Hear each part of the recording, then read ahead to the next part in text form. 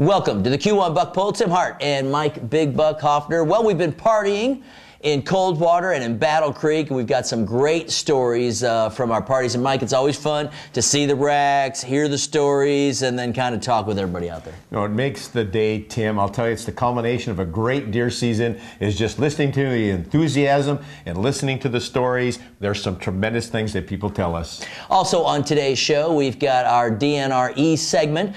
We're going to talk about the preliminary stats from around the state of what was taken when it comes to deer. And you know, Mike, interestingly enough, the southern area of the state, the southern lower, really had the most deer taken, and then it kind of filtered on up, kind of the same deer, but the habitats were a lot different this year. Yeah, we're going to learn a little bit of how the environment affects the statistics. And we have Chef Steve Deal cooking up some delicious venison recipe here today. So we've got all that, and we've got featured bucks and stories. We're just going to have a great time because it's party time on the Q1 Buck Poll. Stay with us. We got more coming up after this.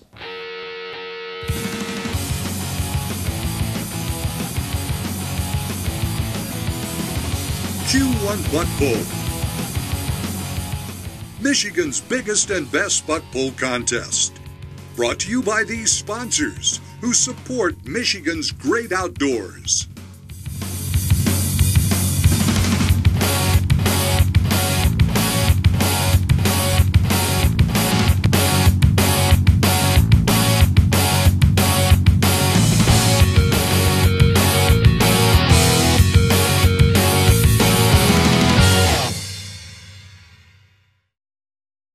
Back here on the Q1 Buck Poll, well, again, we've got some great stories from our parties coming up, but, you know, Mike, we always get emails with big deer from around the country, and Nebraska, we got an email about a 38-pointer. Yeah, 38-pointer, Tim. I think I got that email about 15 times, people saying, put it on the show. But you know what? I'm from the UP, and I want to know how that stacks up to the 30-pointer that they talk about in the Upper Peninsula. Yeah. They don't even know how to say 30 up there. It's a 30 bar. Yeah, isn't that right? Exactly. All right. We also have a picture that was sent to us, kind of a funny registration from the Battle Creek Farm Bureau. A jackalope, or whatever you want to call it, a deeralope, something like that. Yeah, it's half rabbit, half deer. It's kind of an interesting combination. Well, and the person that's showing us that particular picture didn't want their face to be seen, neither would I. So we just had some fun. We get a lot of emails, and if you've got some pictures or you've got some video footage you'd like to send in to us to put on the Q1 Buck Poll TV show, send it to us or contact us. And with that, Mike, we've got some deer that have been entered into the contest. All right, Tim, let's start out in the thumb, where David Krause brought us in a 10-pointer with a score of 43.5. We had Jeffrey Jones up in the Northwest region with a 9-pointer and a nice score of 52. Mary Bradford from the North Mid region bringing in a 9-pointer, another great score of 40.5. Robert Truitt in the South Central region with an 8-pointer. His score was 50.75. Then in the South Mid region, we had Doyle Cates Jr. with a 12-pointer. Again, a nice score, 48.25. All right, that's our featured bucks. We've got more of those coming up. But now it's time to go check into some of the parties and hear some of the stories. And again, we've got more parties coming up, so make sure you go to q1buckpoll.com and check out the regional party that is closest to you. In addition, February 19th, everybody is invited to come to the Soaring Eagle and Big Buck. We got the big stage. We got the buck boards. Bring your racks. We're going to hang the deer, and we're going to hear the stories. And you know what else we have? We have prizes galore. They've been coming in leaps and bounds, and I think people are going to be impressed with the quality of prizes we're giving away this year. All right, let's go to some of the parties right now. We weren't out there too long until he came by and he was running. My dad stopped him and I couldn't get a clear shot and he went to take off again. My dad stopped him again. Now wait a second. How did your dad stop him? He was like, huh? He was like, man. He finally stopped and I shot and he just kind of like started bouncing away with his tail up, and my dad, he told me, he's like, you missed, and I was mad, so I told him I was going to throw the gun because that's the second time I missed one. He finally just went down, and we think the reason why he acted like he didn't get hit is because it just went right through him. It didn't hit any bones or anything, any ribs or anything, it just went straight through him, so. Well, congratulations, Jared Rogers. Let's give him a round. Gabby shot an 8-pointer. Her total score was a 40. This is my first buck. Okay, and can you tell us about the hunt?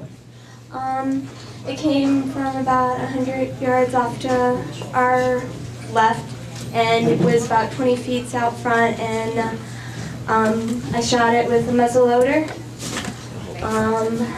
and it dropped dead in the spot. It obliterated the hearts, went through the liver, or wait, it went through vital organs? Yeah. And it went through the top of the heart, it split in half, and half the bullet went into the spinal cord. Well, congratulations, that is a good-looking deer. Ron shot an 11-pointer, 16 3/4 inch spread, 10 1/2 inches of mass, 9 1/2 longest tine, total score 47.75. I was out there and started seeing deer about 6:30 in the morning. Right underneath me, I had to open my legs to see them. And I had quite a few bucks come underneath me. This was the number 18th buck I had go underneath me. Everything in that same area? The same stand, opening morning. Holy cow. It was unbelievable. And all of a sudden, out of the corner of my eye, this one come in. I said, whoa! So there I go. Well, I'm amazed you shot it with all that movement up there. He's going like this and like this and like this. I was moving all over the place. There was just everywhere. Is your biggest buck, I take it? Yeah. Oh, yeah. Oh, yeah. Congratulations. Thanks for being with us. Well, some great stories from the parties, and we've got more of those coming up. And again, we invite you to go to Q1buckpull.com, check out the party dates, and we'll see you at the Q1 Buck Pull prize parties. Yeah, Tim, and I guess Budweiser is going to be there as well.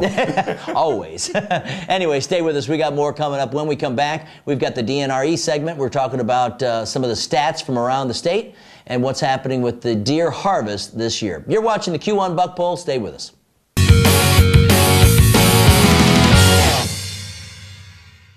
Every week we have a chance to talk to the DNRE about what's happening in and around the state, from poaching to the recreational passport. Well, today we're talking about some of the preliminary stats and what was harvested around the state. Yeah, you know, I think as you take a look around the state of Michigan, the deer habitat and environment has a big play and a big role in what happens to the deer brought into the state of Michigan. Well, up in the northern area, there's a lot of corn still up, is what I'm told. And in the southern area, it's all been taken down. And so, again, we're going to talk about some of the preliminary stats from the DNRE. We're talking with Brian Frawley today. Brian, welcome to the show. Thank you. Brian is a wildlife biologist and survey coordinator for the DNRE, and we're here talking about the deer harvest this year. Preliminary numbers, tell me, you know, the northern, the mid, the lower part of the state, how do they all come out? Sure. Well, we issued some preliminary numbers in early December. This information is based upon a lot of anecdotal information, but our best estimate is that the deer harvest statewide this year is going to be very similar to last year. Mm-hmm. But regionally, we think that the harvest in the Upper Peninsula may be the same or even slightly up. In the northern and the lower, we think harvest will be down. And in the southern lower, we think the harvest is going to be increased from a year ago. And you know, we take a look at the Q1 Buck Poll, and you can go online at q1buckpoll.com, and you can kind of take a look at that. We've got more entries, you know, in the lower part of the state. We've got a lot of entries in the northern, and in the middle section, we've got a number of entries, but it's, you know, a little bit off from last year, and I think that holds true. What kind of data are you looking at getting from some of the surveys that are going out and that sort of thing? Well, first off, the preliminary numbers that we talked about come from a lot of different sources, a lot of anecdotal information. Our biologists, they meet hunters daily in the field, so they get an idea of how deer hunters are doing during the season. They also visit with the meat processing plants, and they get an idea of how many deer are being brought in. And they also collect information throughout the year, you know, how many complaints they receive from hunters about deer crop damage, etc. Mm-hmm. So we have a lot of sources of information that we come up with or use to come up with that preliminary estimate. And then we do a different survey, one that will be done here very soon, and that's the estimates that will be our final harvest estimates. And then people should be receiving those in the mail right now? Yes. We select about 50,000 hunters who have bought a deer hunting license to receive the mail survey.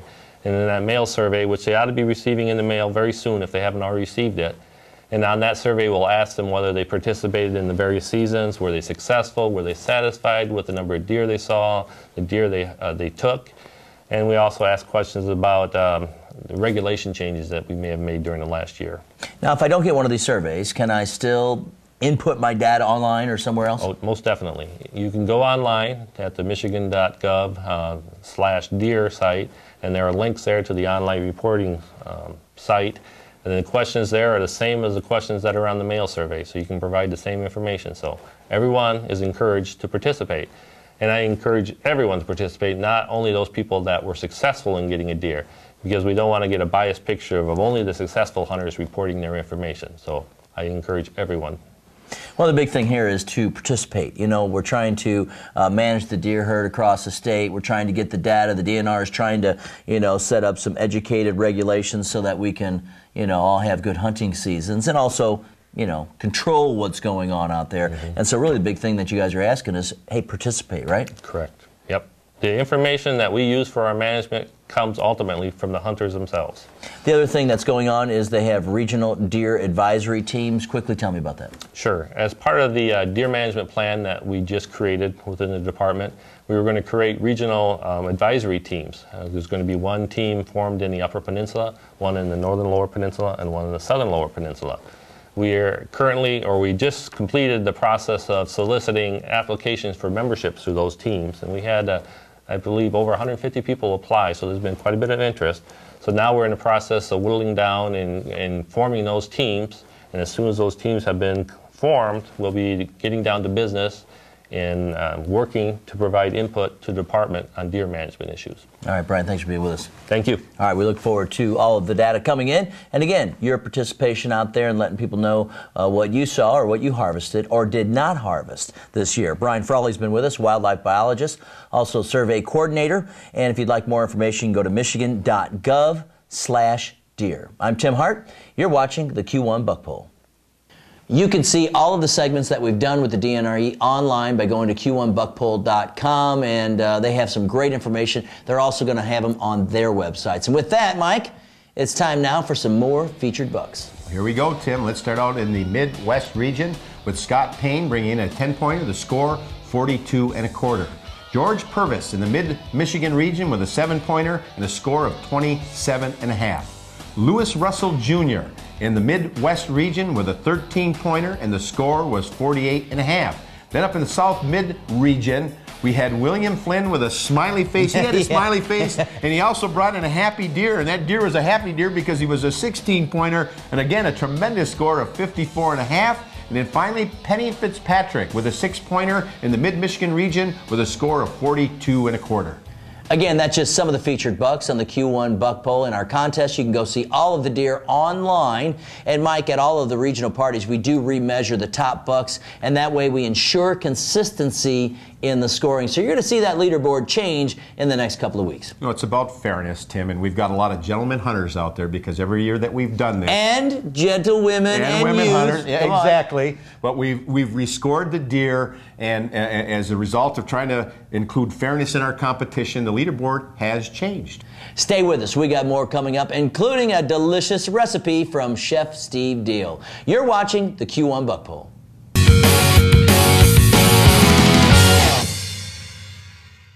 Well, it's time to cook up some delicious venison with Chef Steve Deal. You can go online and check out all the recipes. Mike, we made some taco casserole with venison in it the other night, and it was delicious. Yeah, I'll tell you what, if you could cook up every one of his recipes, you'll run out of venison fast because he's got some tremendous ones in which you want to sample. Check them out all online on our TV show, and that's at q1buckpoll.com. Now, it's time for the chef. Hi, I'm Stephen Deal, culinary arts instructor at the Calhoun Area Career Center, and today you're watching Q1 Buck Poll. I'm featuring venison, cooking with venison in a lot of different ways that people just don't understand that you can use it for. Today we're going with the American classic from Philadelphia, the Philadelphia cheesesteak. That's right, we got a nice little thin sliced venison. We got a nice little Italian marinade that we put on it. It's got a little basil, rosemary, sage, thyme, and the secret ingredient, a little lavender into it. A little garlic, a little spice into that. Just put a nice liberal seasoning on it. It's the one thing about venison, it doesn't have a lot of fat to it, so it needs a lot of flavor when you cook with it. Okay, so we got our skillet going right here. I toasted a couple buns right here for us. We'll set them up top until we're ready for them. Just a little more 50-50 blend, what we call, is an extra virgin olive oil blend with a corn oil, actually, safflower oil, or your favorite kind of vegetable oil that can be blended with it as well. On the side over here, I got a little sauteed peppers and onions. What's a Philly steak without peppers and onions? Now, this is the part of the dish. It's going to cook very, very fast. It's almost like stir frying. Once I get a little brown on the outside of that venison, that shaved venison like that, we're going to put our peppers and onions right into it.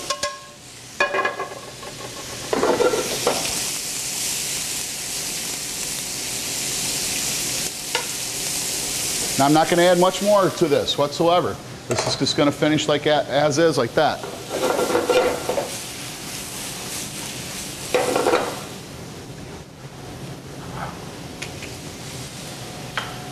Swiss cheese. Let's get our buns right here. You can use your personal favorite for whatever kind you want. This is just a whole wheat bun right here.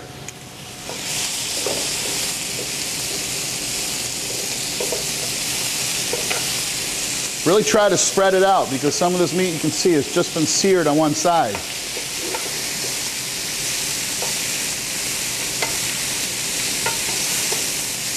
Now I pre-roast or pre-saute the peppers and onions to caramelize them in the pan to bring out some of that natural sweetness into them.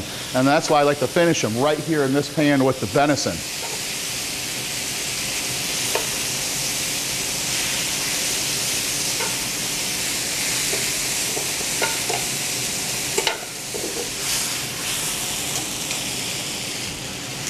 Oh, that's beautiful right there. Now stack it right on top. Don't be shy. This is the traditional way of making a Philly. Meat, peppers and onions. You know, if you like that processed cheese, you know, that's outstanding for it. I'm a Swiss cheese person. You can do it two different ways. We can do it this way, or my secret way. I put a little cheese down on the bottom, then put our meat up top. Like I said, don't be shy, stack it nice and high. And then I put an extra layer of cheese on top of this. We pop it in the oven.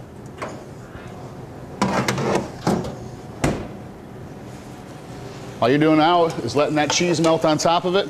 We toast our buns to get a nice little crispy flavor to them. And real quick, probably about a minute at the most, and you're gonna be ready for this. So some side dishes that you could use this with. You know, homemade potato chips are outstanding, tortilla chips, some great potato salad, coleslaw, whatever your personal discretion is for it. The way I personally like it is just straight up natural on its own.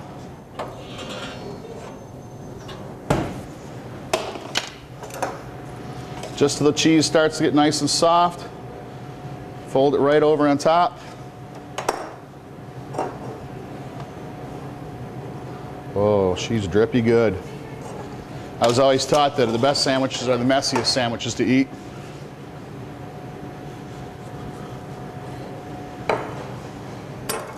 Oh yeah, that looks beautiful. Once again, I'm Stephen Deal, culinary arts instructor at the Calhoun Area Career Center, and you're watching Q1 Buck Pole. Remember, all the recipes are online at q1buckpole.com. And Mike, we have more parties coming up, and we're inviting everybody to come and see the deer, check out the racks, and also we'll see everybody February 19th at the Soaring Eagle. Yeah, come celebrate a great season and get some prizes while you're there. We've got prizes for the hunters and prizes for the guests. So make sure you check in with us. And we also remind you, anytime that you're out in the woods, make sure you're safe. For Mike Big Buck Hoffner, I'm Tim Hart. Thanks for watching this week's edition of the Q1 Buck Pole. For the latest on Michigan hunting, pick up the current edition of Woods and Water News, Michigan's premier outdoor publication. Available on newsstands or by subscription. Woods and Water News, proud sponsor of the Q1 Buck Pole. Well, Big Buck, we have seen some big bucks from the state of Wisconsin. How about that 38-pointer? Nebraska. What did I say, Wisconsin? Yeah. What the hell? They could have one in Wisconsin. How do you know? Because How do you know? Because I was listening and watching How the chart. hell do you know it's not from Wisconsin? Well, because it says Nebraska. Oh. Right there. Dang it. I was on my game, too. Oh, my God. All right, 2, 1. We've got the Nebraska 38-point buck. Yeah, well, I've heard of the what was the point buck up in the UP they used to call it? The 30-point buck. You ever heard of that? No. Oh, you never heard of that? No. Well, you gonna tell me, or you just gonna? No, it's a story. It's in a song. It's the Yooper song. It's a 30-point buck. All right. Well, why don't you let's do it over again. You just made me think of that when you said the 38-point buck. Well, I thought you were going to say, "Wow, that's magnificent." The 30-point buck. And that's how they say 30. The 30-point buck. Well, then why don't you go into